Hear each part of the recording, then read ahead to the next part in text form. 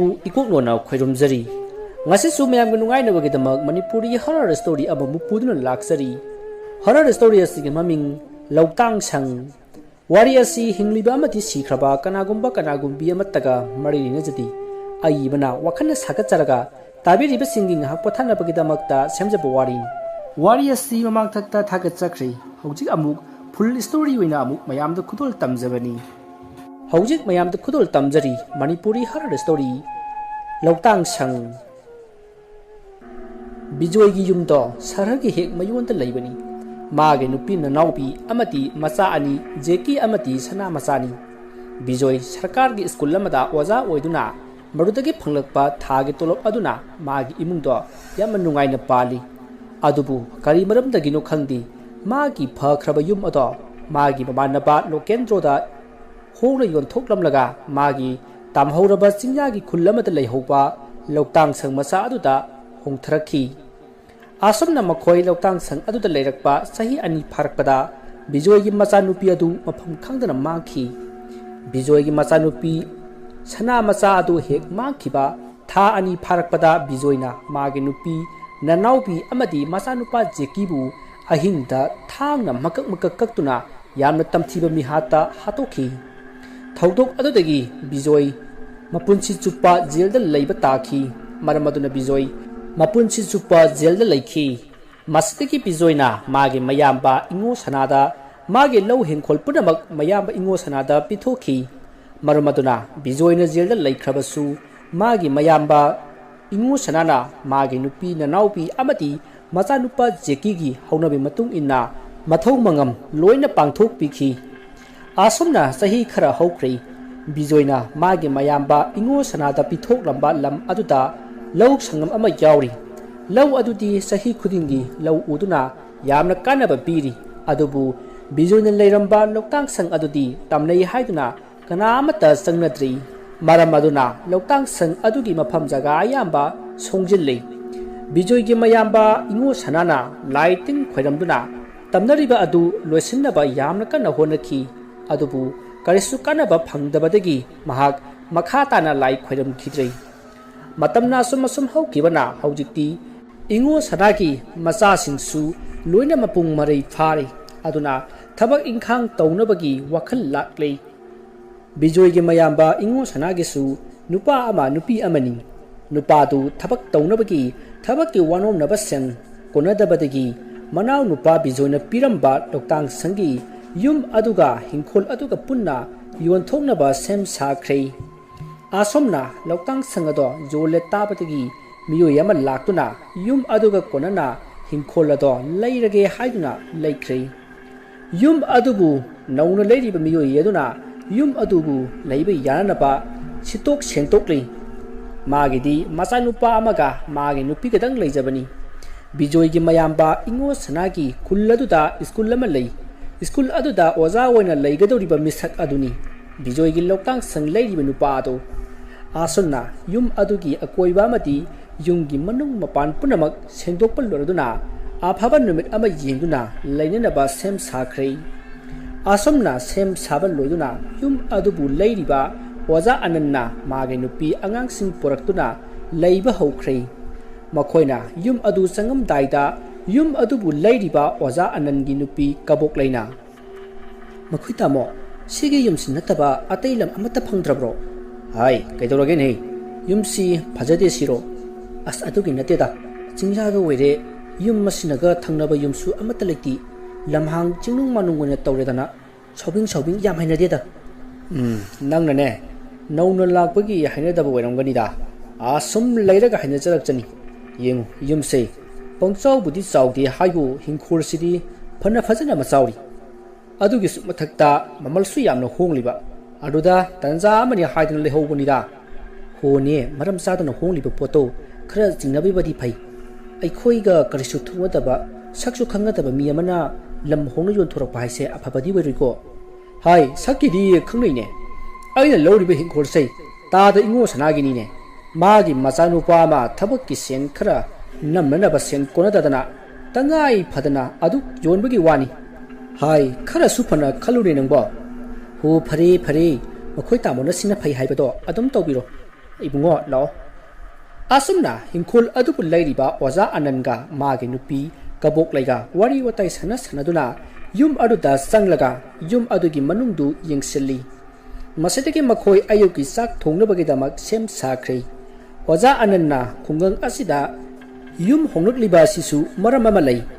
magi machin manaw ahomni ani amadi pukminnai haibadi makhoi machin manaw ahumgi manungda ahanga yaimagadudi nupi ahangi masani atuga anandi atombigi masani oza anangi mamasu mahakna sahi 33 hairakpada laikhidrei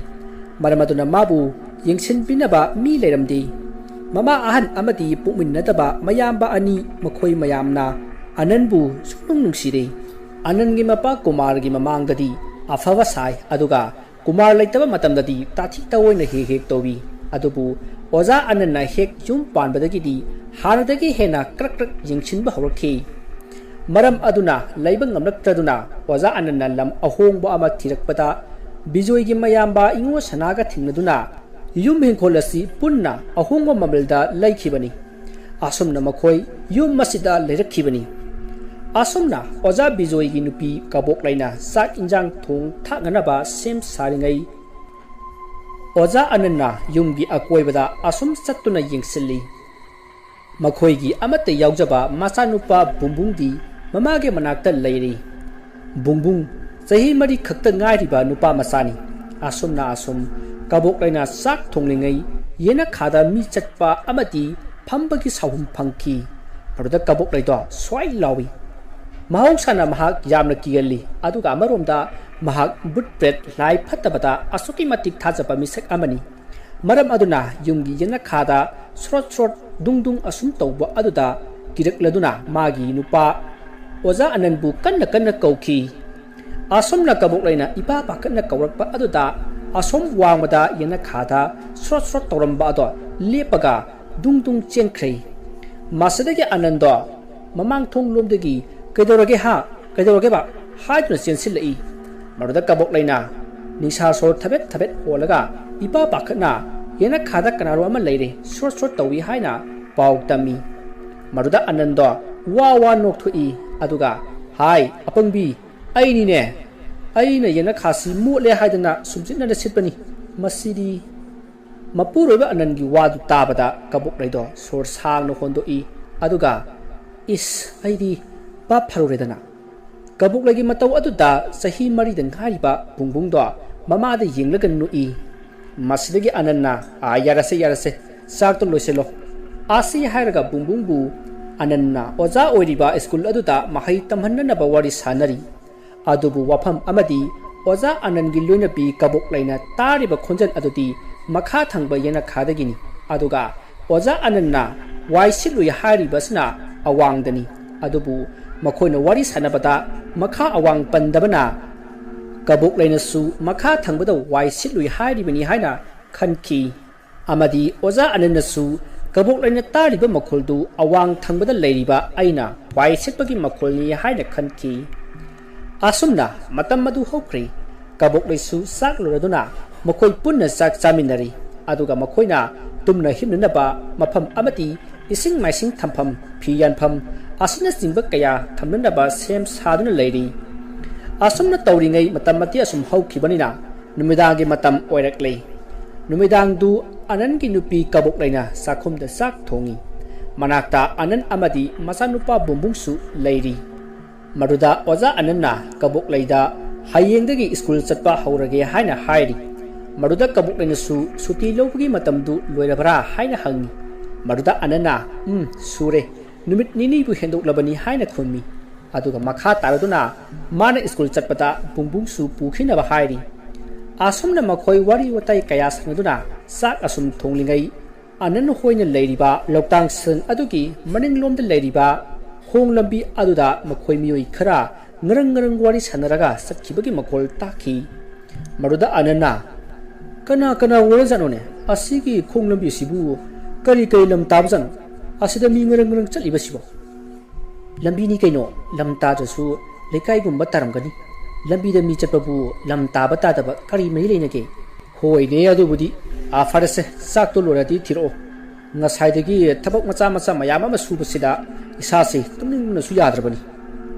asumna wari sanaduna makoi chak chathokle aduga phamungda tumba changrei asumna makoi loina tumthakhre asumna makoi ne hek tumthakibaga bijoina saramba loktang sang adugi maningi lapu hauriba atomdagi musin muba wangjing wangba thawai ama thurakle aduga anan kaboklai amati bungbungna tumliba phamung adomda lakli asumna laklaga bungbung amati mama mapa anina tumliba phamung adugi lukhumda leplaga khanghaudana mangkhre asumna thawai aduna hek mangkhibaga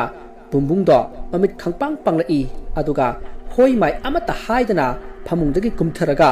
maninglomda lakli aduga maning thong ado hanglaga asum thokre somdana anangi nupi kaboklaina makhuna marakpada angang lairamdaba aduda mahak swai lawi aduga ananbu kauduna hauduklaga angang lairamdre haina pau tami pau adu tabada anan ha kaino haisibo haiduna kaboklaiga puna mapalomda thoroi maruda kaboklaina tamo kaino toribasibo mamang thungsu hangamde imungda su lairamdi kaino toribasibo hai ngaikho maninglomda angang ama wa angang bagi makolama tadro hai maningdam ta chachilo asumna anan amadi kaboklaido maninglomda prap lai matam aduda bungbungdo mahak matomta maning aduda koichen chenduna sanaraga lerami madu ubuda bungbunggi mama kaboklaido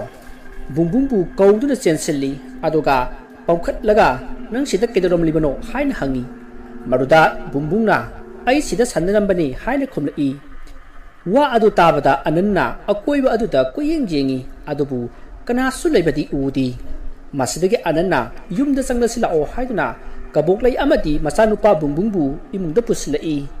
matam aduda anangi masada karigumba sahum ama tunglomdagi phorki masidagi mahana tunglomda phat jingthuklui matam aduda yum adugi maninglomda hauriba lapu pambi marak aduda kanano ama moli sangkibadu ananda ukhi adubu mahak wa amata ngangda magi nupiga angangadu puduna imunglomda prap lakli masadagi makhoi phamungde hipthari maduda ananda khalli karino ngasi tawibasibo kai kidna silaga sagombu nei haibadu tagadoriba jala ai hayengmak jumbu oiramba tada ingosnada hangdaba yadi pungchina kaya tariba jala ani heledana nongsu ngandore nihak pothaba yabri yenge asomna khanduna anando tumthaki somda kabok laidi ngasai thokliba thodok asida kibana loirabani asomna matamdu haukibana nongsu phajana ngale anan amadi kabok laisu haugatuna magi thabak tawkhre masidagi school matam jawraktuna anantu school chatna balloisilli aduga bungbungsu kabok laina loisenbiri asomna loisenba loiraga anan amadi bungbungdo school gidamak jum ardagi thorakle asomna anan amadi bungbungna chatkibadu kabok laina yengduna lehowi masidagi kabok laidu jum lomda amuk changlaktuna thabak tawkhre somdana anan amadi machanupa bungbungdu school jawri masidagi ananna machanupa bungbungbu magi class ta thambiramlaga mahak oja singi roomda lai matam aduda madam sananuna oja gi anobu yum hin kholama khulsida leire na haina tai kadawai da leibi yumno yamna bu mawong taramgadaba maliko as kadai dagi yamna mawong sakhidraba zanida wol loktang sang mamal khara hongududa aduk paishal hobagi wanida oja anangi wadu tabata oja nilamanina oja anan oja na leibi yumdu a chingyagi loktang sangdurane mani oja bu hana khangbibro as oja khangbada natine wari leine oja kari wari no hadibasibo sasinaba pata ore jalo adugi karim natese yumdo aingonda lawro haidinane giri taklam labani oja adu oja nilamanina khangbadu hairo odana asumna wari sanani ngaida ben tarakpadagi oja nilamanidu class jarokhige aduga horen hapta hairage hairamlaga class jawba satkhre somda oja anandu oja nilamalina chalam khiba paukhong aduna mahak tawkham khangdri asumna mahaksu magi class matham oiraktuna class tarunaba changkhre asomna oja nilamalina class loraka thorakpada oja ananna class amuk chang oja ananna amuk thorakpada nilamalina changba matam oiduna amuk chang asi tawduna mabani teacher room da suking thingadrei asomna matamadu haukibana oja ananna class jawringai school gi hap tabagi ben thinglakhi masidagi oja ananna hap ki matamasita ngasagi waridu karino haiba khanghaurage haiduna oja nilamalibu thirakpada oja amana mahakti thabak chatkadaba ama lei haiduna ayukta magi perot lone lokthok amlaga chatkre haina khumlai wadu tabata anando masata yamna sarang khoirangnaba phawki masidagi mahak chingnaba asum asum helakpadagi machanupa bungbungna leiriba class aduda parap lai matam aduda bungbungdo mamanaba singa nungaina sanaduna leirami madu ubata anando sor khara hondok sei masidagi mahak magi roomda amuk hankhre somdana kamdori kabok leido sak thongbal loisillaga kaisu tongai leite haiduna yumgi akoibado wai teiri asumna mahana wai terakpada imung lomda nupi masa amana noktuna sanabagi makol tarai makol ado tabada kabok lei lawai luton sakre masa adu kibana nikpagumsu tarai masidigi mahakna makol adu niglap tawna kanano imung leido haina hangi asomna hangbadagi yum adugi maning thong ado hanglaga kanagomba ama setkibagi makol taki maruda kabok leisu phuk haugatuna yena kharomda chelakraga maning lomda yengi adubu maning thongdi hanglamdrei maruda kabok leido amukke hena ki khre masidagi kabok leitu akoiba aduda koyeng jengi aduga mahak sumang lomda parap laklei asomna mahaga lakpada ngasai mahakna makha thangba yena khada thamlamba nura yaupa partin ado sumangda turaga leiramba aduda kabok lei masa adu swai laukhiduna leimaida phamthei aduga swai sida kana leige mingonda ki halise karigino haina laukhi adubu kanasu kumlakhide masidagi mahak imungda sangba kiruna mangol darida makhong yantharaga phamlaga lei tanja aduda bungbungdo thonga lomda sensilai aduga kabok leida ima saklame haiduna ningai tauri maruda kabok laina thirage noi babadi haina hangi maruda masu la aurabane haina bungbungna khummi masidagi kabok laina farese la o haiduna bungbungbu makhut samduna imungda pusilai aduga saksangda sak thinanaba sem sari bungbungsu phanda phamlaga sak thirakpa ngaiduna leiri masidagi kabok laina safudu segapna saplaga thangtharakpada haujikta magi tungromda phamhauba bungbungdo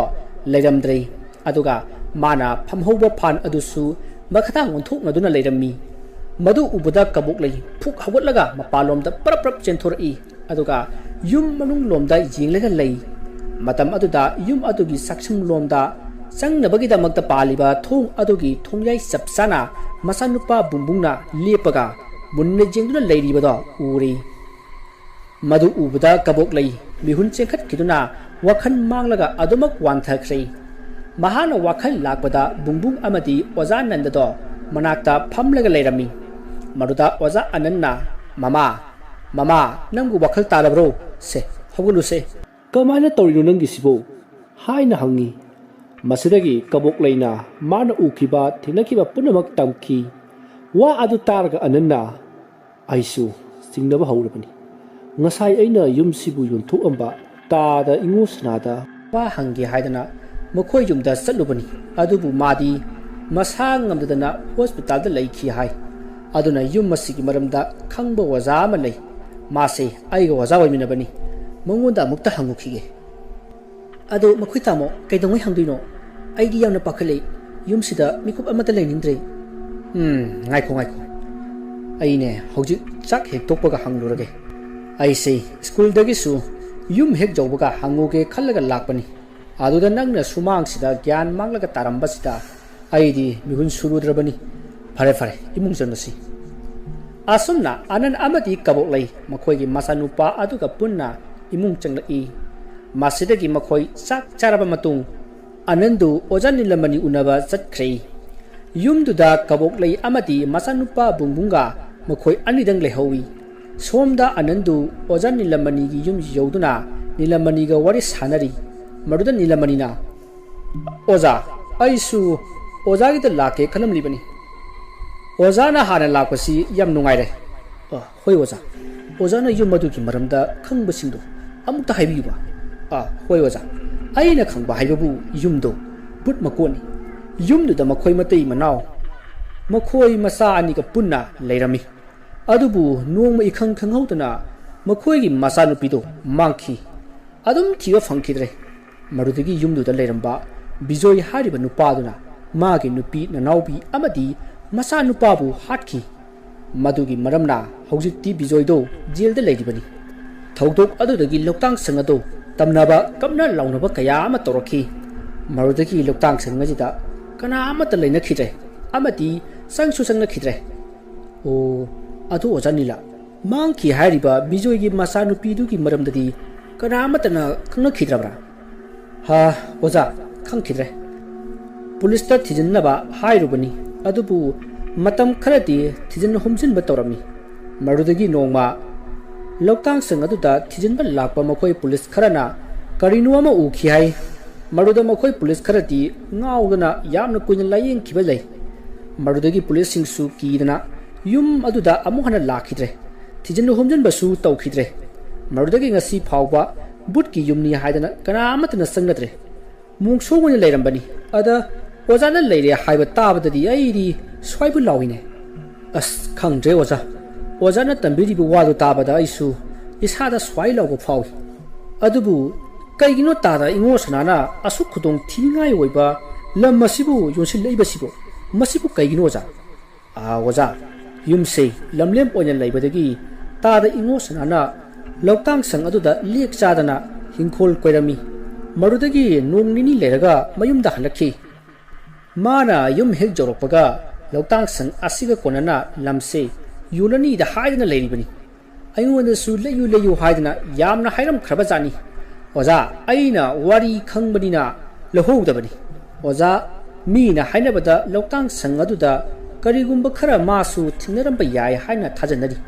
अदुबु करी उखिबनो करीगी लमसी जोलिबनो हाइबददी खंगद्रे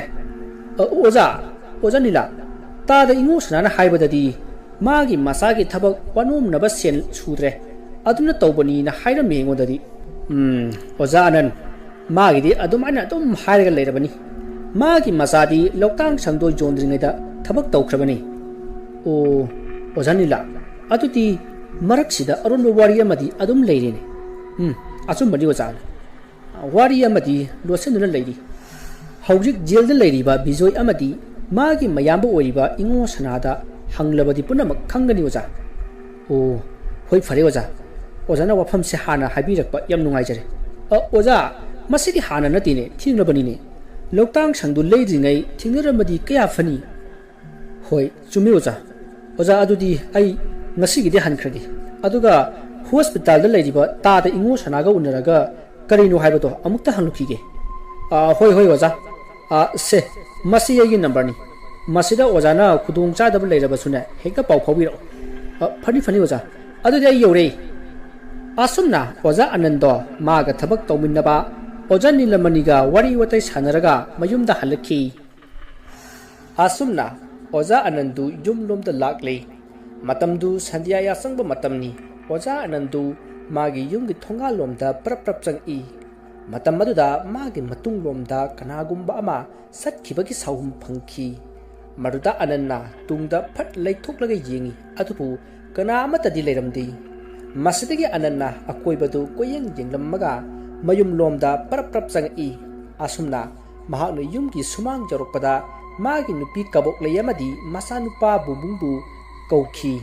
अदुबु अमत खुमलक्ते मसदगे अनंदु पाखटलदुना इमुंग लोमदा प्रप्रप चनसिली अदुबु मागी नुपी अंगांगदी अमत लेरमद्री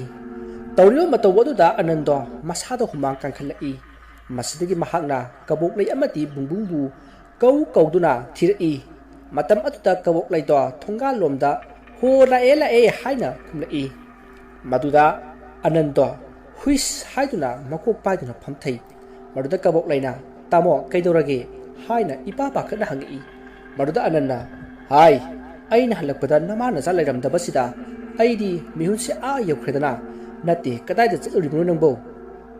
Chingyagi henpamdagi ising soklubane. Hoise farese. Imung changasi. Kadai partin doi paibirake. Asumna anan kaboklay amati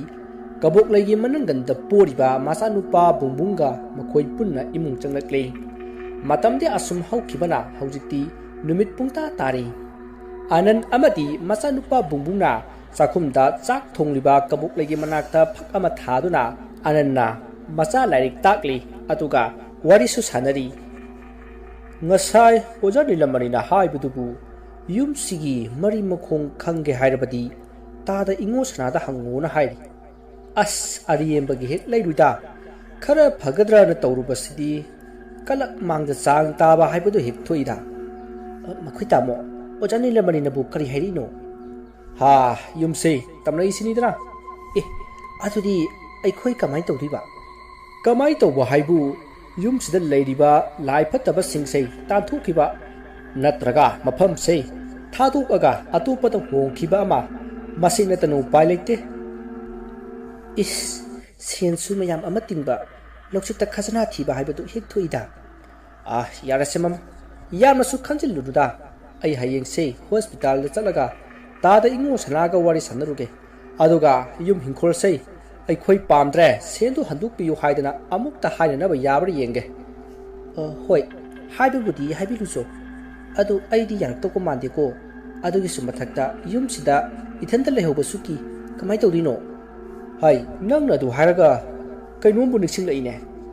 Ngasai aina nangi nopa nupa defada amta lau nasega khara leminaramu ai thabak ama chakke aidana wari sakhibani mana su hoi harakpani ne. Aina yumsi tawba singsei loina haikhrabani mamanaba khara ka lake aidana harau jarakpani. Phareda mala ati kharadi pharani. Asumna makhoi wari watai sana sak chathokli aduga tumna hipnaba sem sakhrai. Matamdu numedangi pung nipan hele mapan tarakadori. Asumna makhoina hek tumthabaga sakhum aduda lairiba potchai punamak mafam amadagi amada koichen chenba hori. Adubu anan amati kaboklai hoidi karisu tadana nungaina tumli. Arapa singthak singda lamhui singna sangna singduna khongli. Asumna khongba lawba tawba aduda yumduda ningaidana tumlamba anando mikap thorakli. Mahana mikap thorakpada arapada lamhuina sangna khongba amati lokang sang aduda dung senpa amati karigumba yot ani takhaina bagi kek kok lawba makhol amasu tarai. Maduda anana karino tariba makhol mayam sibo asi haiduna mahak phamungdagi tapna kumtharakli aduga torchlight ama paiduna mapalomda tapna thorai. Asumna mahana thorakpada yum adugi yakoibada dung chatbagi makhol tarambadu takhidrei. Maduda ananna torchlight adu kaptuna yum adugi yena khalukha asum yengi adubu kanasu leiba ukhidi. Tanja aduda ngasai takhiba jot ani takhaina bagi makhol kek lawba adu amuk tarakli. Masidagi ananna tariba makhol adomda asum lai. Asumna asum lakpada loktang sang adugi maning waida khara thaptakna lairiba henpam adu mi kanasu yaudana masa matomta nomduna lairiba do uri. Madu ubada anando swai laukhiduna yum lomda parprap changi. Matam aduda magi matungda mi ama inabadawna amuk torokpadagi mahak yum lomda kanna chensilai. Asumna mahana chensilakpada magi machanupa bungbungdu maningi lapu makhong aduda musin muba mami sami woina tawba amaga sanaduna leiba do urakli. Madu ubadagi ananna parprap chensinduna bungbungpu kongkhatkhi. Matam aduda amuba mami sami woina tawba do mafam khangdana mangkhre. Masidagi bungbungdu ananna pamlaga imung lomda parprap changi. Asumna makhona changakpada kaboklai do masam mana ifa pharaga imungi phamung mayai aduda khongrai challaga phamlaga lerami. Madu ubada anan swai lawi aduga kaboklai kedorage nangbo se tabro asi haiduna masadu nomi. Maduda kaboklai do wakhal lakpadawna ai kedorage asi haiduna ananda yengi. Maduda ananna kaisu tawdise tumo thiengi asi haiduna makhoi makha tana tumthanaba honai. Adubu Kaboklay amadi Anando tumthaba yadri asumna leiringai loktang sang aduki saksangda mi khana launabagi ahoba makhol ama tarakhi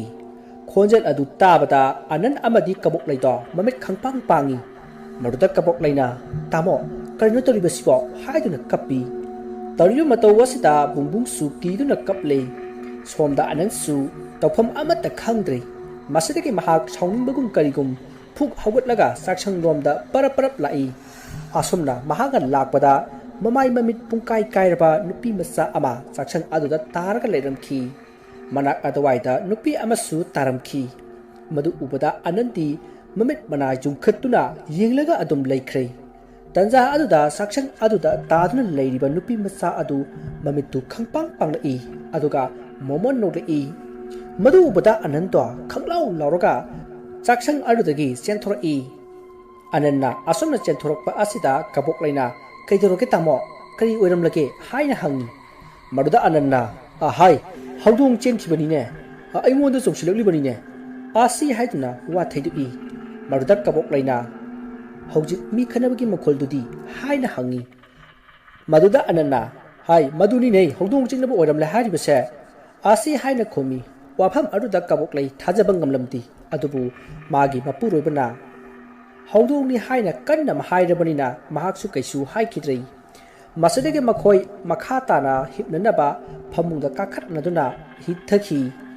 adubu bumbungdi kaplaga adum leiri masadege kaboklayna kapkanu ada lamoi khonglibase lakani haibadagi bumbungdo tumina laikhrei asumda matamadu asum haukrei masadege makhatana karisu tawkhidrei mathangi nongale anandu hospital da sadanaba sem sari aduga maga waja oibinaba nilamalida phone tawduna ngasidi magi class tu khara changbira mohaida wadi sakhi maruda ojan nilamani su harau jabi rakhi masidagi anandu hospital da chatkre magi nupi kaboklayda magi mawpa nupa adu laklaga nithina leminera mohairamli asomna anando hospital jawduna mara himkhol leiriba ingo sanaga wari sanakhi tadana imunde yonsil birakliba lamdubu nati kamai tawba yumnu adu khudong thikram pham adu dabu ati karisu khangtaba ai khoide yonsillibadubu kariginu haibanida ibungo anan nang lana amuk ta khankhinu na khoidari ne karisu tarakloi ko khara kihan khanghan tawrabasu asok apandi pirakloi ko tada asok apan pirui kaina ai khoise lepham chafam amata khangdrabani ne ai gi nupi angang chingsisu ngauduna chatkadori masidabu karana tumina legadoribano ibungo ai wahaigi yumduda ai sei leidana hingkhol koidana leram labani adubu nongmai hingama aina tumlingida yum madugi saksangda mi khana chainabagi makhol kaya ma tarai aduda aina karinune haina khanduna sangsindana yenglubadadi ihing nahing saraba nupi macha ma tarami aina sum jengubada nupi macha do phuk hawlaklaga aigi khori charam sei mitki aduga yum sei yama thungna yonthu natrabadi nang hatkani haidana aingonda hairakhi aina maram hangbada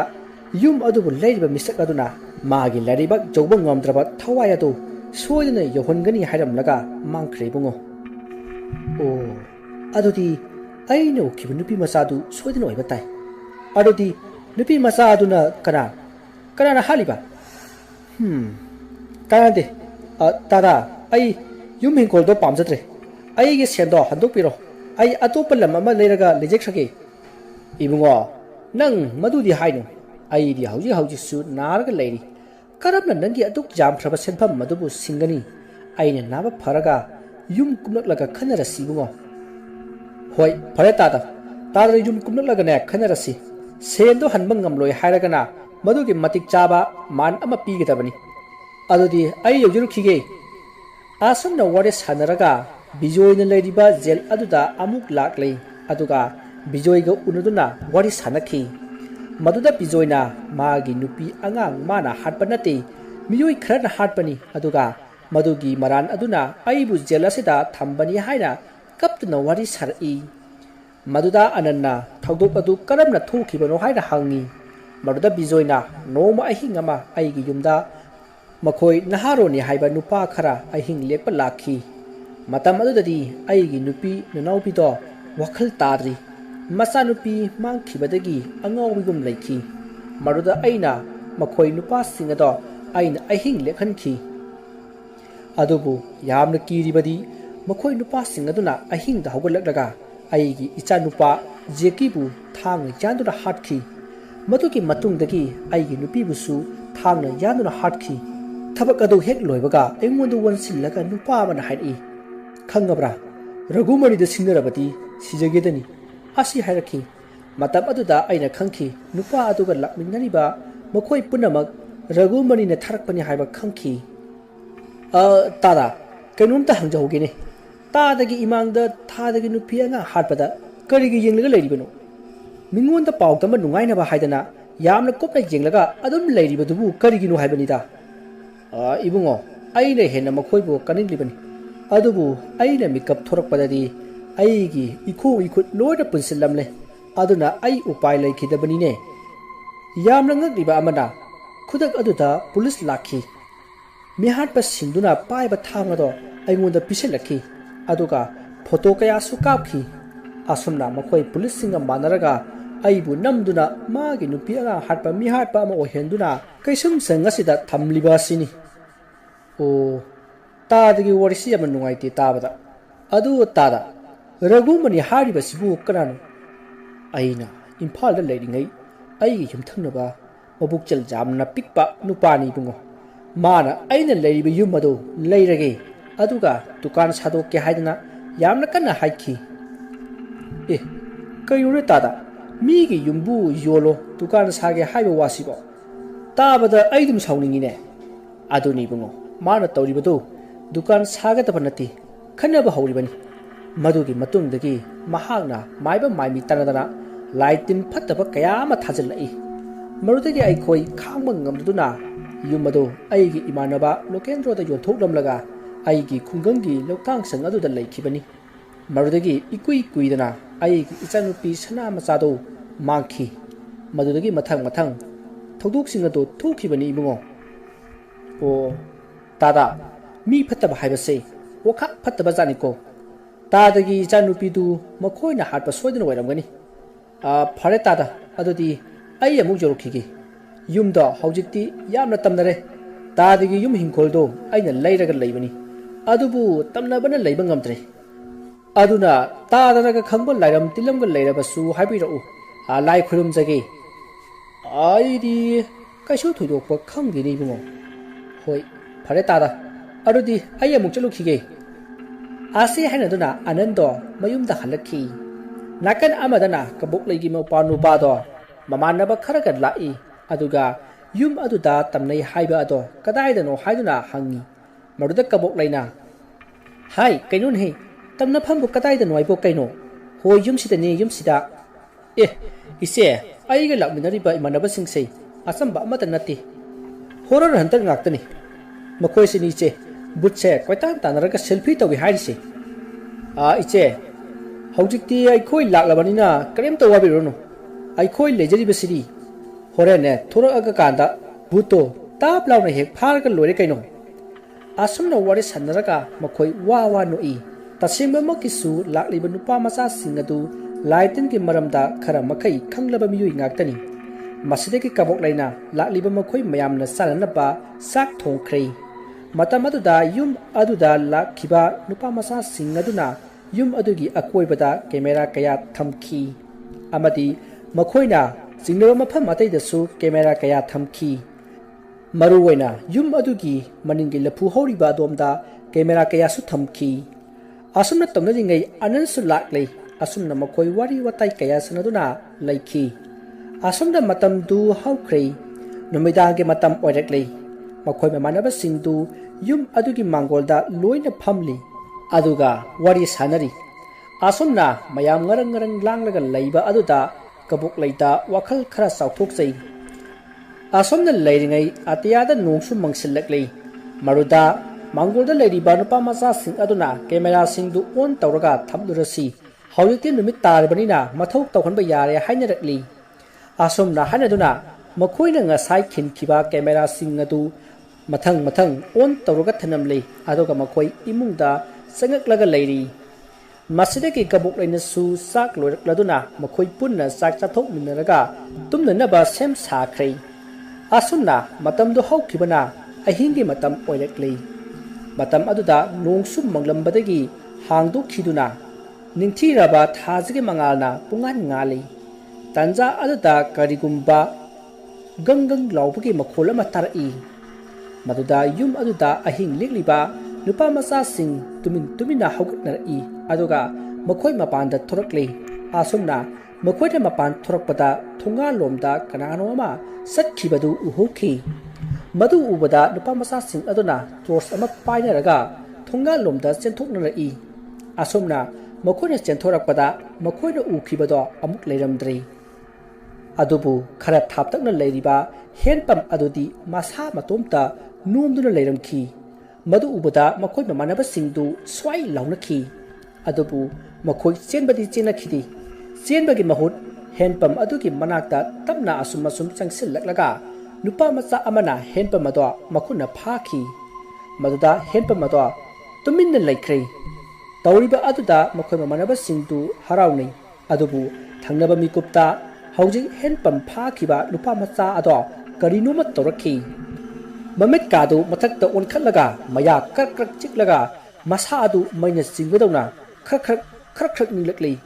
ꯑꯗꯨꯒ ꯂꯩꯃꯥꯏꯗ ꯍꯤꯞꯊꯈꯤꯗꯨꯅ ꯆꯞ ꯇꯤꯡꯊꯣꯛꯂꯒ ꯐ꯭ꯔꯪ ꯆꯣꯡꯗꯨꯅ ꯂꯩꯈ꯭ꯔꯦ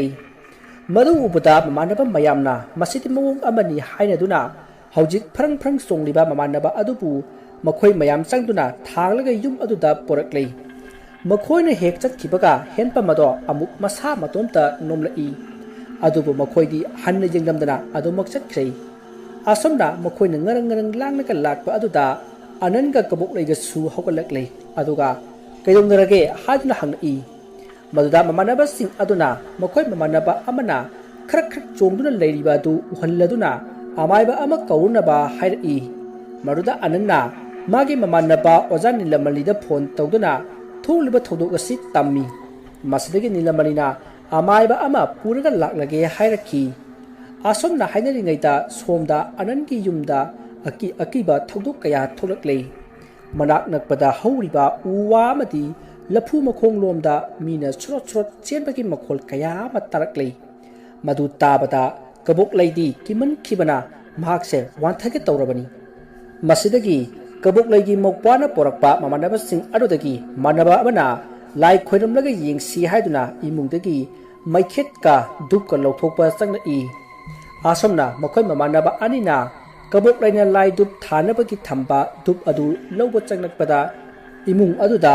ꯌꯥꯝꯅ ꯅꯝꯊꯤꯕ ꯑꯄꯨꯝꯕ ꯑꯃꯒꯤ ꯃꯅꯝ ꯅꯝꯂꯛꯈꯤ ꯃꯗꯨꯗꯒꯤ ꯃꯈꯣꯏ ꯃꯃꯥꯟꯅꯕ ꯑꯅꯤ ꯑꯗꯨꯁꯨ ꯃꯅꯥꯇꯣꯟ ꯃꯦꯜꯂꯒ ꯎꯄꯨ ꯃꯊꯛꯇ ꯊꯝꯂꯤꯕ ꯙꯨꯞ ꯑꯗꯨ ꯄꯔꯞ ꯂꯧꯊꯔꯛꯂꯒ ꯃꯄꯥꯟꯗ ꯄꯔꯞ ꯊꯣꯛꯂꯛꯏ ꯑꯗꯨꯒ ꯃꯈꯣꯏ ꯑꯅꯤꯗꯣ ꯁꯣꯔ ꯊꯕꯦꯠ ꯍꯣꯜꯂꯤ ꯃꯗꯨꯗ ꯑꯅꯟꯅ ꯀꯩꯗꯧꯔꯤ ꯏꯕꯨꯡꯉꯣ ꯅꯈꯣꯏ ꯑꯅꯤꯗꯤ ꯍꯥꯏꯅ ꯍꯪꯕꯗ ꯃꯃꯥꯟꯅꯕ ꯑꯅꯤ ꯑꯗꯨꯅ ꯏꯃꯨꯡꯁꯦ ꯄꯨꯝꯅꯝ ꯌꯥꯝꯅ ꯅꯝꯃꯤ ꯀꯃꯥꯏꯅ ꯇꯧꯔꯤꯕꯅꯣ ꯈꯪꯗꯦ ꯍꯥꯏꯅ ꯈꯨꯝꯂꯛꯏ ꯃꯗꯨꯗ ꯑꯅꯟꯅ ꯀꯩꯅꯣꯅꯦ ꯍꯥꯏꯔꯤꯁꯤꯕꯣ ꯑꯩꯈꯣꯏꯅ ꯂꯩꯕꯗꯗꯤ ꯀꯔꯤꯁꯨ ꯅꯝꯗꯦꯅ ꯍꯥꯏꯅ ꯈꯨꯝꯃꯤ ꯇꯥꯟꯖꯥ ꯑꯗꯨꯗ ꯂꯥꯏ ꯈꯣꯏꯔꯝꯁꯤ ꯍꯥꯏꯅ ꯍꯧꯗꯣꯔꯛꯂꯤꯕ ꯅꯨꯄꯥ ꯃꯆꯥ ꯑꯗꯨꯅ ꯀꯀꯥ ꯃꯁꯤꯗꯤ ꯊꯋꯥꯏ ꯐꯠꯇꯕ ꯂꯩꯕꯒꯤꯅꯤ ꯑꯃꯥꯏꯕ ꯍꯩꯕ ꯑꯃ ꯇꯧꯔꯒ ꯂꯩꯇꯥꯏꯅꯗꯗꯤ ꯌꯥꯔꯔꯣꯏ ꯏꯕꯨꯡꯉꯣ ꯅꯪꯗꯤ ꯀꯔꯝꯅ ꯈꯪꯉꯤꯕ ꯀꯀꯥ ꯑꯩ ꯏꯁꯥꯗ ꯏꯕꯨꯗꯧ ꯊꯥꯡꯖꯤꯡ ꯁꯥꯗꯣꯡꯅꯤ ꯑꯗꯨꯅ ꯈꯪꯕꯅꯦ ꯍꯧꯖꯤꯛ ꯀꯀꯥ ꯍꯣꯏꯒꯤ ꯂꯐꯨ ꯃꯈꯣꯡꯂꯣꯝꯗ ꯊꯋꯥꯏ ꯑꯃ ꯂꯩ ꯊꯋꯥꯏ ꯑꯁꯤꯅꯅꯦ ꯇꯧꯍꯜꯂꯤꯕ ꯃꯌꯥꯝꯁꯦ ꯑꯁ ꯏꯕꯨꯡꯉꯣꯅ ꯂꯩꯇꯥꯏꯅꯕꯗꯤ ꯌꯥꯔꯣꯏꯗ꯭ꯔꯣ ꯀꯀꯥ ꯃꯁꯤꯗꯤ ꯑꯩ ꯏꯊꯟꯗꯅ ꯌꯥꯔꯣꯏ ꯑꯩꯗꯤ ꯆꯨꯝꯅ ꯂꯥꯏ ꯇꯣꯡꯖꯩ ꯍꯥꯏꯕꯒꯤ ꯋꯥꯅꯤ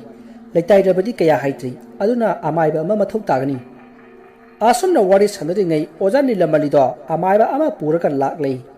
ꯅꯤꯂꯃꯅꯤꯅ ꯑꯃꯥꯏꯕ ꯑꯃ ꯄꯨꯔꯒ ꯂꯥꯛꯄ ꯑꯗꯨꯗ ꯉꯁꯥꯏ ꯈꯔ ꯆꯣꯡꯂꯒ ꯂꯩꯔꯝꯕ ꯅꯨꯄꯥ ꯃꯆꯥ ꯑꯗꯨ ꯐꯨꯛ ꯍꯧꯒꯠꯂꯛꯏ ꯑꯗꯨꯒ ꯑꯃꯥꯏꯕ ꯑꯗꯨꯗ ꯆꯥꯗꯧꯈꯩ ꯌꯦꯡꯂꯒ ꯂꯩ ꯃꯗꯨꯗ ꯑꯃꯥꯏꯕ ꯑꯗꯨꯅ ꯂꯩꯋꯥ ꯈꯔ ꯁꯣꯜꯂꯒ ꯃꯁꯥꯒꯤ ꯃꯃꯥꯏꯗ ꯅꯥꯟꯊꯖꯩ ꯑꯗꯨꯒ ꯍꯥꯏꯔꯛꯏ ꯃꯌꯥꯝ ꯍꯧꯖꯤꯛꯇꯤ ꯑꯩ ꯂꯥꯛꯂꯕꯅꯤꯅ ꯋꯥꯕꯤꯔꯒꯅꯨ ꯅꯨꯄꯥ ꯃꯆꯥꯁꯤꯗ ꯀꯅꯥꯒꯨꯝꯕꯒꯤ ꯊꯋꯥꯏ ꯑꯃ ꯆꯪꯂꯦ ꯃꯁꯤ ꯀꯅꯥꯒꯤ ꯊꯋꯥꯏꯅꯣ ꯀꯔꯤꯒꯤ ꯃꯤꯔꯝꯂꯦꯟꯁꯤꯗ ꯂꯩꯔꯤꯕꯅꯣ ꯍꯥꯏꯕꯗꯨ ꯍꯪꯂꯁꯤ ꯑꯗꯨꯒ ꯃꯥꯅ ꯄꯥꯝꯂꯤꯕꯗꯨ ꯇꯧꯊꯣꯛꯄꯤꯔꯒ ꯍꯜꯍꯟꯈꯤꯁꯤ ꯑꯃꯥꯏꯕ ꯑꯗꯨꯒꯤ ꯋꯥꯐꯝ ꯑꯗꯨꯗ ꯑꯅꯟꯁꯨ ꯌꯥꯔꯤ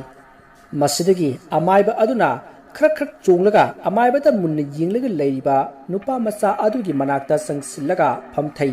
अदुगा नंग कनानो करी पामी नंगना मफम मसदा लेसिलगा मियोइबा अखोइदा अवाबा पीरिबा करिगिनो लरिबाक्ता हनखिबा याद्रो करिगी मिरमलेन असिदा लेरिबनो हाइना हंगी असोमना अमायबा अदुना हंगबा अदुदा नुपा मचा अदुना नुपी मचागी खोंजलदा हाइरई अमायबा अइने हेन लरिबाक्ता चनिंगलिबनी अदुबु अइगी हौनबि मतुंग इन्ना मथौं मंगम पांथोक्त्रबनिना ngasi phawba ai mafam masida wana leiribani aduna ipu amaibana aibu mathau mangam pangthok piyu phare nang na haiba ai yargi adudi hayu nahak kanage thawaino karamna sikhibano haibatu marik sumna liyu hoi phari ipu amaiba ai direk lage matam do aine class 5 tamlingai gi matamni aikhoi gi imuk se hana imphal da leirami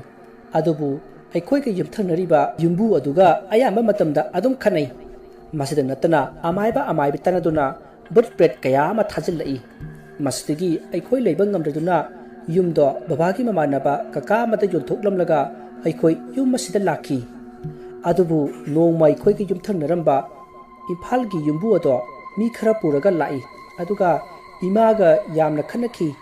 matamduda di pabung su chathok khibab tanjani aige imaga akhoi anidang leiringai matamni tadasu school chakkhibani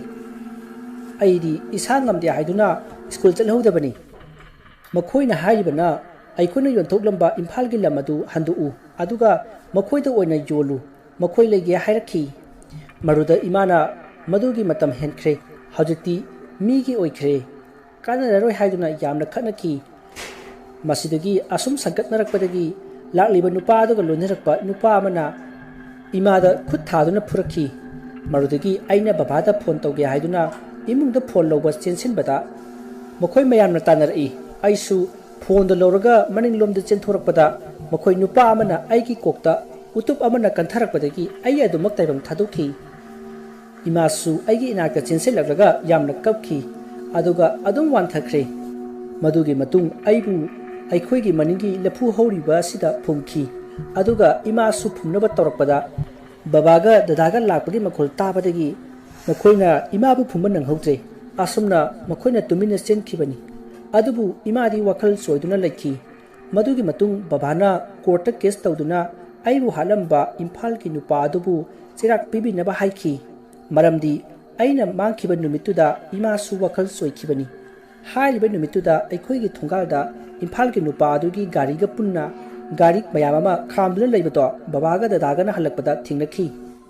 amati makhoina imungda hek changbaga gari singdo yangna thunakhi babaga dadaga na karinone khantuna imungda changakpada imana makokto I thulaga taraga leiramba aduda chensinduna laikan nakhibani aduna aigi ima amadi aibu wafam khangna makhalibasi imphal ge senjau paiba mipatra aduna tawhanbani haiduna case tawki adubu case ado sakhi amta leite thodok aduga haktheng nariba aigi imana matik chaba jaban piri phawba yaroi haiduna leithokhi masidagi aigi imana wakhal lakpa ngaiki asuna leiringai nongma hingama aikhoigi yumda imphal gi nupa do lakhi aduga case ado handukna ba haiki amati imana wakhal laklabadi case ado aikhoina ngamlagani khalladuna yamna kihanba horkhi adubu babana yadabadagi babagi mangmaktada imabu makhoi mayamna thangna yanduna hatkhi amadi dadasu thangna yanduna hatkhi madugi matung makhoina hana selpijaduna thamba police ado kauduna pabungbu magi nupi anga hatpani haiduna maran pisanki masidagi babado jelda lekhibani thodok adudagi babasu wakhal soiribani aduna thodok singado ayamana kawrabasu sebjin sajillaga mamina uhobu kharadi dum liba ngambani matam aduda ananna khalai o ngasai mana wari lirakpado aduga manade na khalline ina asumna khalingai thawai aduna makha tarai maramaduna aigi thawai ase ngasi phawba mapham masida leiribani asumna thawai changliba nupa macha adu wari liraga kapli maruda kabok leigi mokpa aduna adu nangna imphal gi gunda singdu hatu yadro asi haina hangi maruda thawai changliba nupa aduna kuire makhoi soina lambi khiba asi hairaga nukla e masidagi amaiba aduna phare hawjikti hawkhrabadi hawkhre ꯅꯍꯥꯛꯀꯤ ꯊꯋꯥꯏ ꯑꯇꯃꯥꯅ ꯑꯥꯏꯔꯝꯂꯦꯟꯗ ꯌꯧꯕ ꯉꯝꯗ꯭ꯔꯤꯕꯗꯨ ꯉꯝꯅꯅꯕ ꯑꯩꯈꯣꯏ ꯂꯥꯏ ꯈꯣꯏꯔꯝꯕꯤꯔꯒꯦ ꯅꯪꯒꯤ ꯍꯛꯆꯥꯡ ꯄꯣꯂꯥꯡ ꯑꯗꯨ ꯀꯗꯥꯏꯗ ꯂꯩꯕꯅꯣ ꯍꯥꯏꯔꯛꯎ ꯑꯁꯨꯝꯅ ꯑꯃꯥꯏꯕ ꯑꯗꯨꯅ ꯍꯥꯏꯕꯗꯒꯤ ꯊꯋꯥꯏ ꯑꯗꯨꯅ ꯃꯥꯒꯤ ꯍꯛꯆꯥꯡꯒ ꯂꯩꯔꯤꯕ ꯃꯐꯝ ꯑꯗꯨ ꯇꯥꯛꯂꯛꯂꯤ ꯃꯁꯤꯗꯒꯤ ꯃꯈꯣꯏ ꯃꯌꯥꯝ ꯆꯪꯗꯨꯅ ꯂꯐꯨ ꯍꯧꯔꯤꯕ ꯑꯗꯨꯒꯤ ꯈꯔ ꯍꯟꯗꯣꯛꯂꯒ ꯂꯩꯕ ꯃꯐꯝ ꯑꯃꯗ ꯇꯧꯈꯥꯏꯗꯨꯅ ꯌꯦꯡꯕꯗ ꯑꯁꯤꯕ ꯍꯛꯆꯥꯡ ꯄꯣꯂꯥꯡ ꯑꯃ ꯂꯩꯔꯝꯂꯤ ꯍꯛꯆꯥꯡ ꯄꯣꯂꯥꯡ ꯑꯗꯨ ꯃꯊꯪꯒꯤ ꯅꯣꯡ ꯉꯥꯟꯕꯗ ꯃꯊꯧ ꯃꯉꯝ ꯄꯥꯡꯊꯣꯛꯈꯤ ꯑꯁꯨꯝꯅ ꯇꯧꯕꯗꯒꯤ ꯈꯔ ꯈꯔ ꯅꯤꯛꯂꯝꯕ ꯅꯨꯄꯥ ꯃꯆꯥ ꯑꯗꯨꯁꯨ ꯋꯥꯈꯜ ꯇꯥꯔꯛꯈꯤ ꯑꯗꯨꯕꯨ ꯃꯥꯗꯤ ꯌꯥꯝꯅ ꯁꯥꯎꯈꯤ ꯑꯩꯅ ꯍꯥꯏꯗ꯭ꯔꯣ ꯁꯤꯒꯨꯝꯕ ꯃꯤ ꯁꯤꯕ ꯌꯥꯕ ꯊꯕꯛꯁꯤ ꯑꯩ ꯌꯥꯎꯔꯣꯏ ꯍꯥꯏꯗꯅ ꯀꯩ ꯀꯥꯟꯗꯕꯗ ꯁꯦꯟ ꯐꯪꯕꯁꯨ ꯅꯠꯇꯕ ꯃꯗꯨꯗ ꯀꯕꯣꯛꯂꯩꯒꯤ ꯃꯧꯄ꯭ꯋꯥ ꯑꯗꯨꯅ ꯇꯨꯃꯤꯟꯅ ꯂꯩꯌꯨ ꯍꯣꯔꯦꯟ ꯋꯥ ꯑꯃ ꯍꯥꯏꯒꯦ ꯍꯥꯏꯗꯨꯅ ꯊꯦꯝꯈꯤ ꯃꯁꯤꯒꯤ ꯃꯇꯨꯡ ꯑꯃꯥꯏꯕ ꯑꯗꯨꯅ ꯍꯧꯖꯤꯛꯇꯤ ꯌꯨꯝ ꯑꯁꯤꯗ ꯂꯩꯕꯗ ꯀꯔꯤꯁꯨ ꯇꯧꯔꯔꯣꯏ ꯍꯥꯏꯔꯝꯂꯒ ꯆꯠꯈ꯭ꯔꯦ ꯑꯗꯨꯒ ꯑꯣꯖꯥ ꯅꯤꯂꯃꯅꯤꯁꯨ ꯅꯤꯡꯊꯤꯖꯅ ꯂꯩꯔꯣ ꯍꯥꯏꯔꯝꯂꯒ ꯆꯠꯈ꯭ꯔꯦ ꯃꯁꯤꯗꯒꯤ ꯀꯕꯣꯛꯂꯩꯒꯤ ꯃꯧꯄ꯭ꯋꯥꯁꯤꯡ ꯑꯗꯨꯁꯨ ꯑꯅꯟꯅ ꯆꯥꯛ ꯆꯥꯔꯒ ꯍꯟꯅꯅꯕ ꯍꯥꯏꯕꯗꯒꯤ ꯃꯈꯣꯏꯁꯨ ꯌꯥꯗꯨꯅ ꯏꯟꯖꯥꯡ ꯑꯍꯥꯎꯕ ꯑꯃ ꯊꯣꯡꯃꯤꯟꯅꯗꯨꯅ ꯆꯥꯃꯤꯟꯅꯔꯒ ꯍꯟꯈꯤ ꯂꯝꯕꯤꯗ ꯉꯔꯥꯡ ꯂꯥꯏꯒꯣꯛꯅꯈꯤꯕ ꯅꯨꯄꯥ ꯑꯗꯨꯅ ꯚꯥꯏ ꯀꯩꯅꯣ ꯉꯁꯥꯏ ꯅꯪꯅ ꯋꯥ ꯑꯃ ꯍꯥꯏꯒꯦ ꯍꯥꯏꯕꯗꯨꯕꯨ ꯀꯔꯤ ꯋꯥꯅꯣ ꯚꯥꯏ ꯁꯦꯁꯦ ꯑꯩꯈꯣꯏꯅ ꯄꯥꯏꯔꯤꯕ ꯀꯦꯃꯦꯔꯥꯁꯤꯗꯅꯦ ꯉꯔꯥꯡ ꯕꯨꯠꯇꯨꯒꯤ ꯃꯃꯤ ꯃꯌꯥꯝ ꯑꯃ ꯌꯥꯎꯔꯤꯌꯦ ꯃꯁꯤꯅ ꯑꯩꯈꯣꯏ ꯂꯥꯏꯔꯤꯛ ꯑꯃ ꯐꯣꯡꯂꯕꯗꯤ ꯁꯦꯟ ꯃꯌꯥꯝ ꯑꯃ ꯐꯪꯒꯗꯧꯔꯤꯕꯅꯤ ꯍꯥ ꯋꯥ ꯑꯗꯨ ꯇꯥꯕꯗ ꯃꯃꯥꯟꯅꯕ ꯑꯃꯅ ꯑꯃꯨꯛ ꯌꯥꯔꯦ ꯉꯁꯤ ꯐꯥꯎꯕꯗ ꯑꯩꯈꯣꯏꯅ ꯐꯣꯡꯕ ꯂꯥꯏꯔꯤꯛꯇ ꯀꯔꯝꯕ ꯁꯦꯟꯗꯣꯡ ꯐꯪꯕ ꯌꯥꯎꯈꯤꯒꯦ ꯑꯣꯏꯔꯣꯏꯗꯕ ꯍꯣꯏ ꯑꯣꯏꯔꯣꯏꯗꯕ ꯍꯥꯏꯅꯨꯅꯦ ꯁꯤꯔꯤꯕ ꯁꯦꯟ ꯁꯨꯃꯥꯡ ꯃꯥꯡꯂꯣꯏꯍꯦ ꯃꯗꯨꯗ ꯑꯃꯅ ꯑꯃꯨꯛ ꯑꯣ ꯐꯔꯦ ꯐꯔꯦ ꯈꯣꯡꯂꯒ ꯈꯪꯕ ꯍꯥꯏꯗꯨꯅꯤ ꯑꯁꯣꯝꯅ ꯃꯈꯣꯏ ꯃꯃꯥꯟꯅꯕꯁꯤꯡꯅ ꯊꯧꯗꯣꯛ ꯑꯗꯨꯒꯤ ꯋꯥꯔꯤ ꯑꯗꯨ ꯂꯐꯨ ꯃꯈꯣꯡ ꯍꯥꯏꯅ ꯃꯃꯤꯡ ꯊꯣꯟꯗꯨꯅ ꯍꯣꯔꯔ ꯕꯨꯛ ꯑꯃ ꯑꯣꯏꯅ ꯐꯣꯡꯈꯤ ꯂꯥꯏꯔꯤꯛ ꯑꯗꯨ ꯑꯗꯨꯛꯀꯤ ꯃꯇꯤꯛ ꯁꯤꯠꯈꯤ ꯑꯃꯗꯤ ꯚꯤꯗꯤꯑꯣ ꯐꯨꯇꯦꯖ ꯑꯗꯨꯁꯨ ꯁꯦꯟ ꯄꯤꯗꯨꯅ ꯌꯣꯟꯕꯗ ꯁꯦꯟ ꯌꯥꯝꯅ ꯐꯪꯈꯤ ꯑꯁꯨꯝꯅ ꯃꯃꯥꯟꯅꯕꯁꯤꯡ ꯑꯗꯨ ꯃꯈꯣꯏꯅ ꯃꯇꯝ ꯀꯌꯥꯗꯒꯤ ꯈꯟꯖꯔꯛꯄ ꯋꯥꯈꯜ ꯑꯗꯨ ꯍꯟꯗꯛꯀꯤ ꯃꯇꯥꯡ ꯑꯁꯤꯗ ꯐꯪꯖꯈꯤ ꯑꯃꯗꯤ ꯂꯧꯇꯥꯡꯁꯪ ꯑꯗꯨꯗ ꯑꯅꯟ ꯑꯃꯗꯤ ꯃꯥꯒꯤ ꯅꯨꯄꯤ ꯑꯉꯥꯡꯁꯤꯡꯒ ꯅꯨꯡꯉꯥꯏꯅ ꯂꯩꯈꯤ ꯋꯥꯔꯤ ꯑꯁꯤ ꯃꯇꯥꯡ ꯑꯁꯤꯗ ꯂꯣꯏꯖꯔꯤ ꯋꯥꯔꯤ ꯑꯁꯤꯗ ꯁꯣꯏꯈꯤꯕ ꯂꯥꯟꯈꯤꯕ ꯋꯥꯍꯩ ꯋꯥꯇꯥ ꯈꯤꯕꯦꯛ ꯇꯥꯕꯤꯔꯤꯕꯁꯤꯡꯅ ꯄꯨꯛꯆꯦꯜ ꯆꯥꯎꯅ ꯉꯥꯛꯄꯤꯒꯅꯤ ꯃꯌꯥꯝꯕꯨ ꯑꯔꯣꯏꯕꯗ ꯑꯃꯨꯛꯀ ꯍꯟꯅ ꯈꯣꯏꯔꯨꯝꯖꯔꯤ